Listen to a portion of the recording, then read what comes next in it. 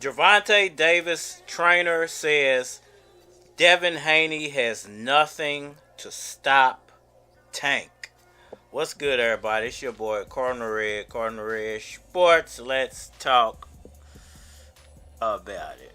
Alright, y'all. So, the trainer of Gervonta Tank Davis recently gave an interview and he spoke about the potential matchup between Gervonta and Devin Haney and what he feels will be the outcome of that fight if it ever comes to fruition. I just want to give my 2 cents and break that down, and hopefully you guys enjoy it. So, when it comes to Gervonta and Devin, Gervonta coming off a stellar performance last weekend, took on Ryan, dominated Ryan, destroyed Ryan, made Ryan look really bad. And there's a lot of talk going on regarding the mold. But don't call me no fucking hoe, because I'm not a hoe and I'm not a listic. In Ryan's camp, and whether that played a role or whether the so-called mold actually injured Ryan Garcia previous to the fight, before the fight. And that's the reason he actually lost. Excuses are excuses. I felt like from the beginning of that fight getting announced, when they first started talking about the rehydration clause, it was kind of like excuse after excuse after excuse. I told y'all, the only way to beat hate is with success. You lost, man, so just take your L and move on. But, big ups to Gervonta for collecting that victory. Devin Haney, he became undisputed champion by beating George Kambosos. We all know George Kambosos. Because he's not American, he's not very well known over here, even though, he has a decent enough audience over here because Manny Pacquiao fans already knew who he was before he even fought Devin Haney. But, unfortunately for Devin, the way he became champion, I think, has a lot to do with his popularity not being there and, him not being as popular as Tank, as well as the fact that he doesn't score a lot of knockouts. It's not like he's out here, flooring guys like Tank is. Tank looks the part. I think people think Devin is the part.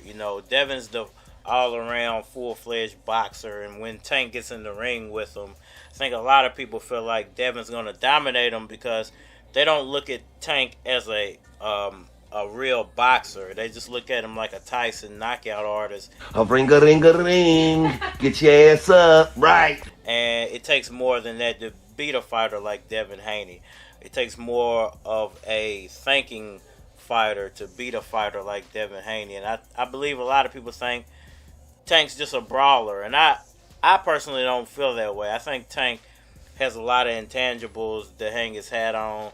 And I think that Tank, once he does get the opportunity to fight one of the other guys, Shakur or Devin, who's considered more of a boxer, I think he's going to prove a lot of people wrong. I think you're going to see another Gur. I think you were potentially going to see another Gur in the Ryan Garcia fight, and he really didn't need to go to that second Gur. He just dominated Ryan the whole time.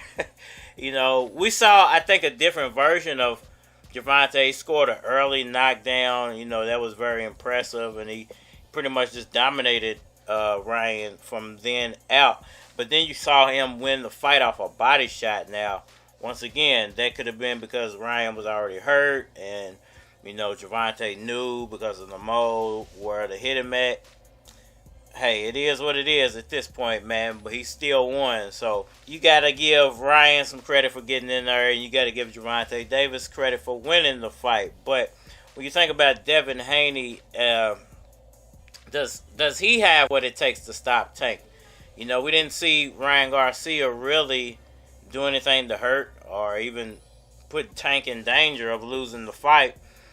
A lot of people's going to say because he was hurt, whatever, man. But what could you learn from that fight that would let you know that Devin does this, that, and the third, and he might actually be able to beat Gervonta? Well, the one thing I did see in that fight is that if a guy can pressure Gervonta, if someone can pressure him, Because in the first round, when Ryan Garcia threw those really quick flurries, it was like 2 or 3 really quick flurries in the first round. They threw Tank off for a second.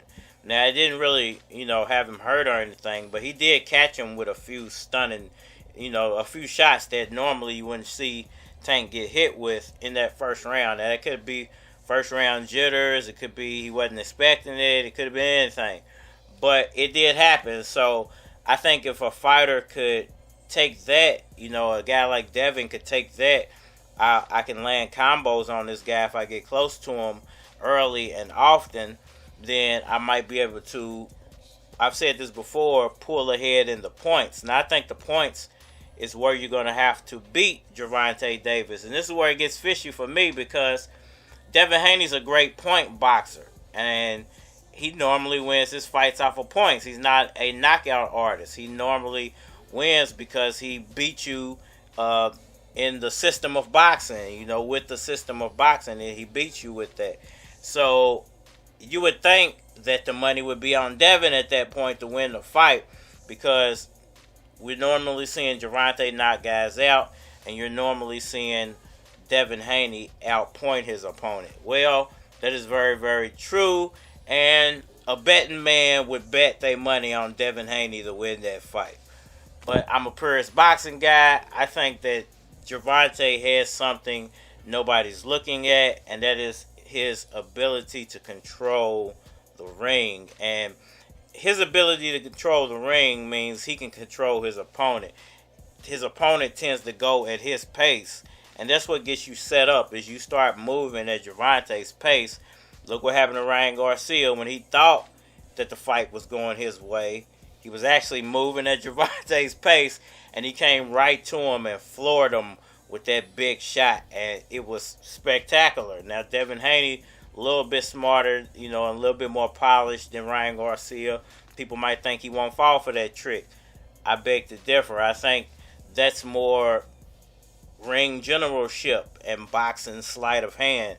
He's showing you one thing, but he's really drawing you in for that knockout punch. So it's really going to be a thinking man's fight. I think the first 2 or 3 rounds of that fight will be very, very boring, because both guys are going to take their time to feel each other out. And whoever lands the first big shot in that fight is most likely going to be the winner.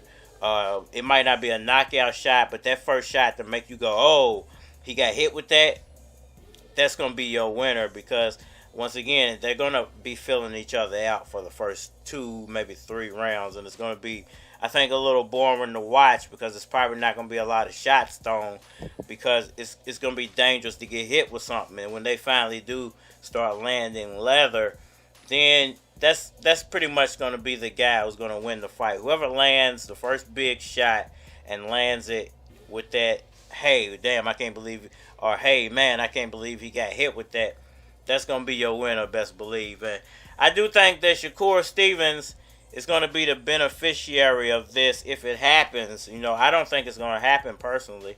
I think that Devin Haney is going to drop them titles after he fights Vasil Lomachenko and beats Vasil. And he don't want no parts of Gervonta and Shakur to a lesser extent. I would say that he would fight Shakur before he fought Gervonta. And if he fought Shakur before he fought Gervonta, being that Shakur is just now entering the division and Gervonta's been there, then that should let you know he don't want no parts of Gervonta Davis. I think he's going to move to 140, and it's not even going to be a whole lot of conversation about that. Y'all let me know what y'all think about all that down in the comment section below. Hit that like button for me. Share. Subscribe. Holler at me on all social media platforms. Facebook, Instagram, YouTube, Twitter. More than likely to get a response on the tube, so holler at me over there. If you want to collabo, hit my Gmail. It is flockofcards@gmail.com. And we are live. Ballin' like the playoffs. Rest in peace, do it all. Rest in peace, winning. Rest in peace, lame niggas. Rest in peace, the niggas that don't pay, man. We ballin' like a playoff. Hard work about to pay off. We the girl I can break off. Chill with a boss, take the day off. Fuck a job, fuck a layoff. I get the money, then I skate off. I'm a beast. Keys to the city, that's me.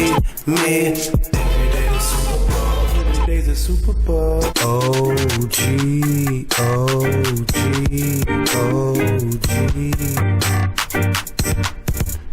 They ain't fucking with me. They ain't fucking with me. They ain't fucking with me. They ain't fucking with me. Everything I do dope. Everything I do clean. You say I ain't TKOB, what the fuck you mean? I come through clean. New debit card in my blue jeans.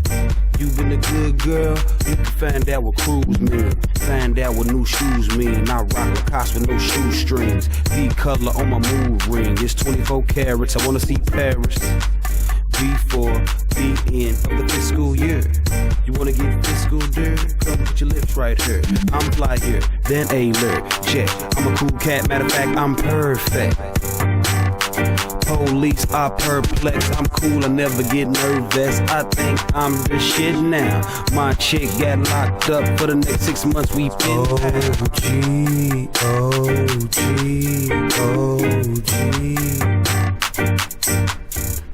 They ain't fucking with me.